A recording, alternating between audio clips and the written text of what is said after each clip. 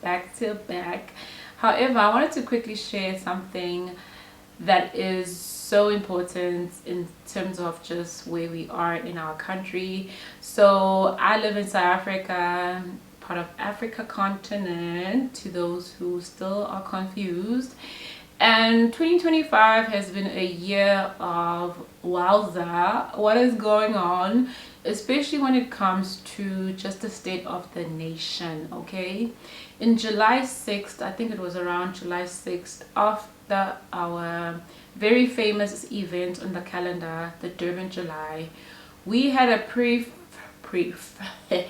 a press briefing from General Kwanazi, who is part of the police services within South Africa. He shared some explosive news in terms of just the state of our talks teams, how everything is just not supposed to be where it is, how allegations of different people, corruption, and the underworld having control over the government, and just the lack of direction when it comes to how the people of South Africa are being protected. And after this press briefing, a lot of other things came out of his briefing, okay? And I've been following two main channels, right? The one is SWX something, no, Dr. Suzanne Pofu Walsh channel, right? And his channel is the bomb when it comes to just getting a snapshot of what's happening around these streets. And another channel that I've been following is, I forgot the name, but I'll also add the clip on my description. And for somebody who works the whole day, I don't have time to watch all the different committee meetings, the different the different Madlanga commissions that are going on. So I tend to just watch a snapshot and a summary of their takeaways of what has happened. And solid could I say journalism, if I could say. And it's just been really interesting to see how things have happened since the July the 6th. And in all my observation in all of this, General Kwanazi, yes, he's a man, he's human, he has I'm sure he has flaws just like all of us. But guys, you can take away, you can have your own conclusions, but I think it's important to always have something that kind of is a compass when it comes to somebody's life. And one of the main things that is a compass, that should be a compass in terms of how we observe and how we follow a person, is as their character. And Madlanga Commission, the first day, second day, when he was sharing all these statements and what he had found, this man was so calm. This man had a demeanor. He knew his job and he loved his job. He loves servicing the people of South Africa and protecting them. He is like an encyclopedia that knows how to make encyclopedia fun, okay? He knows the ins and outs of law. He knows the ins and outs of operations, operating models, how things are supposed to work. He has a sense of pride in his job, and because he has such a strong sense of pride in his job, you couldn't find fault in him. Even if maybe he said something that wasn't true, I don't know, the man's character is to be studied, okay? And he was one of the people out of all many other people that have been interviewed as part of the Madlanga or the ad hoc committee meetings. General Kwanazi has been very clear, you know, where he stands. And if you then look at the others, right, they are not making sense. The English is not Englishing. Some of them are saying things like, I didn't pass certain assessments, and these people are in positions of power. Some of them are talking things that don't even answer the questions that they're being answered. And they are just wishy-washy and all over the place. Now, guys, let's be honest. If somebody is presenting to you, if somebody is coming to you to present to you a product, you want to sell something to you, You would normally take somebody who's really confident about their brand proposition, somebody who is passionate about what they're selling, somebody who has like the stats to prove why we should make this decision to purchase this product and so forth. Somebody who doesn't flinch, who doesn't stutter, who is very clear of why they are here, and who also is very comfortable with you liking them or not liking them. You know, they're not here to impress you, they're here to sell the proposition, they're passionate about what they're doing. And you would lean more to those kind of people, right? You won't lean to somebody who is hey, talking like this, and then somebody says, I didn't pass, yes, I did have dealings, but I don't know what they're talking about. Like, I will not buy anything from the person because you are not making sure. You know, nothing about what's coming out of your mouth is very credible. So I've just been observing also, just from a biblical perspective, you know, when we look at the book of Daniel, you know, Daniel and his friends obviously exiled from Jerusalem, I think Jerusalem or Israel, and now they are in the pagan Babylon system under the reign of King Nebuchadnezzar, and they are forced to meddle in the things of the Babylon system, which they do not necessarily believe in. However, the king tells the chief of staff in the book of chapter 1 that I like these guys. They look good. Look like they know what they're doing. They look, you know, put together. And, you know, I want you to give them different names. And I also want you to put them on this diet, this Babylon diet.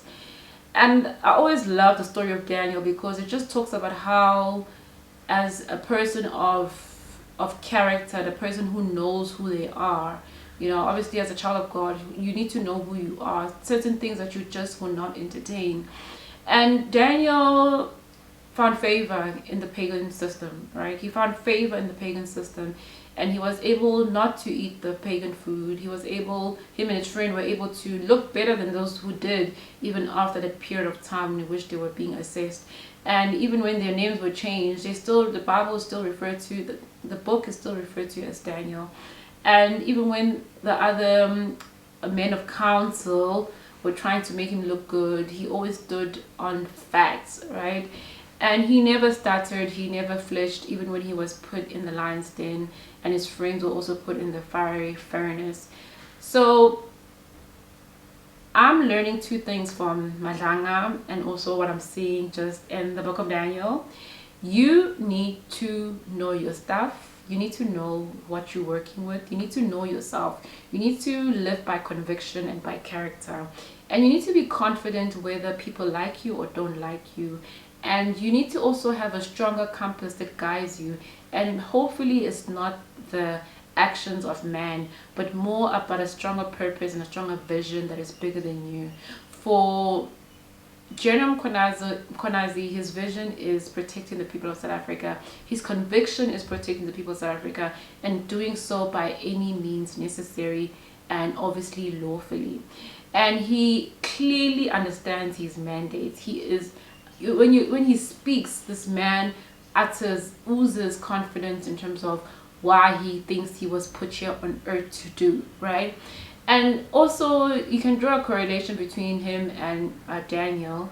Now, I'm not saying that he's a Christian. I'm not sure what he believes in, but his characteristics in terms of how he shows up is someone who has a demeanor about themselves that is sound. You know, Daniel was sound when he stood on things. Even when the king eventually realized that, you know, I'm working with this guy who's actually righteous, and he even said to the God of Daniel, he was praising God just because of what he saw in Daniel. And whoever is struggling right now, who's in a dilemma where you are battling between righteousness and also trying to impress people who are not necessarily as characteristic or have formidable characters, or characters that you can vouch for, you know, sometimes it's good just to stay on your ground, stay on your feet, don't stutter, be confident that you are here for a purpose, and that regardless of whether those that are around me like me or don't like me, it doesn't matter. And I'm thinking about this because when I look at the just the amount of corruption that is being shared during this whole procedure, and how much of people are against Mkhwanazi. You would think this man probably could have caved in quickly. He could have easily said, like, what are you guys are doing is wrong.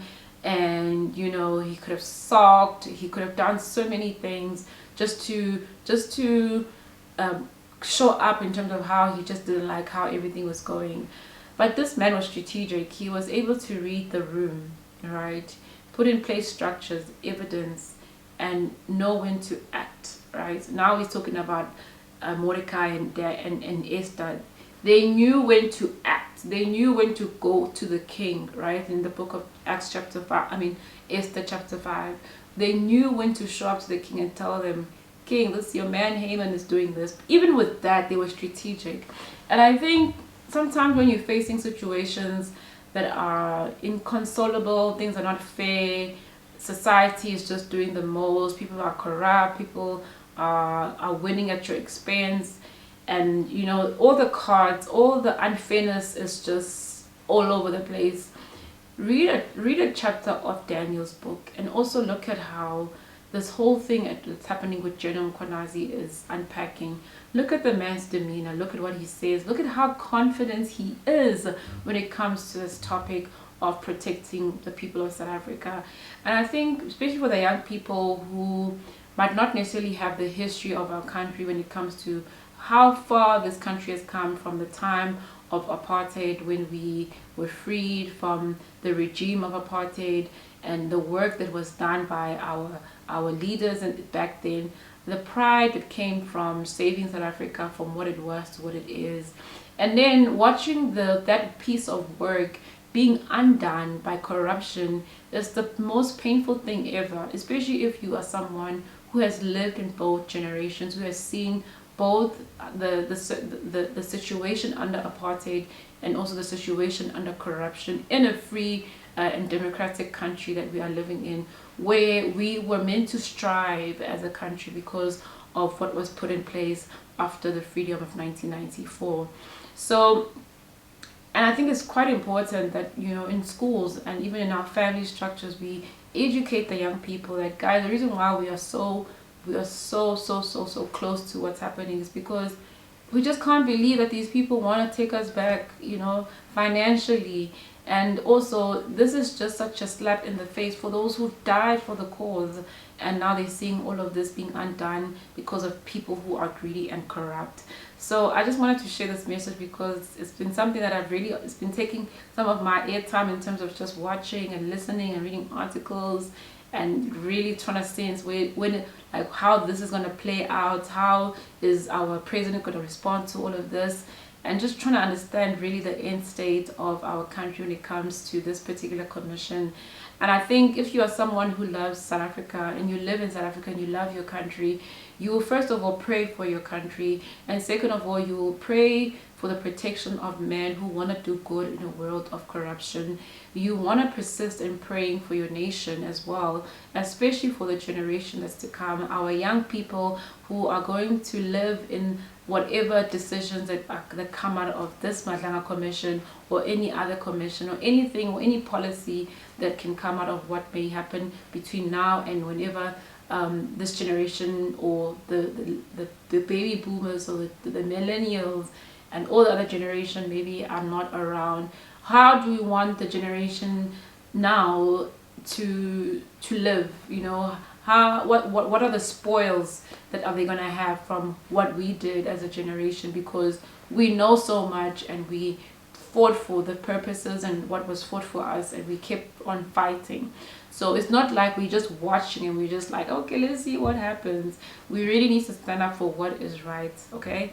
So I just wanted to share my reflection, and I thought maybe, you know what, there's a lot to be said about standing your ground even when it's not popular, even when you have a few people who just don't like you, and remaining faithful in this, that someone somehow will hear and will listen.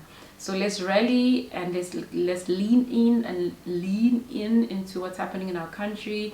And to those who are watching outside of South Africa, we really are looking to your prayers as well. And I think all the nations have their own struggles that they are going through right now, and I'm just praying for all the pockets, all the parts of the world that are also going through some hard times. When I think about Nigeria, what's happening there, when I think about Sudan, what's happening there, and many other countries, Jamaica, and all the weather and everything that's happening, that's just not ideal.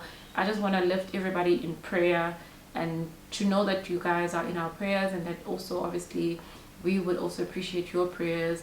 You know, sometimes we tend to compare the level of struggle other people are facing versus others, but at the end of the day, it's their struggle, it's what they are faced with, it's their reality, and we need to come together to pray for that situation, whether dire or whether less dire. So I hope this video resonated to some of you, and I hope you guys keep on watching what's happening out in these streets with the Modlanga Commission, and keep praying for your country and ultimately the world. Bye. Okay.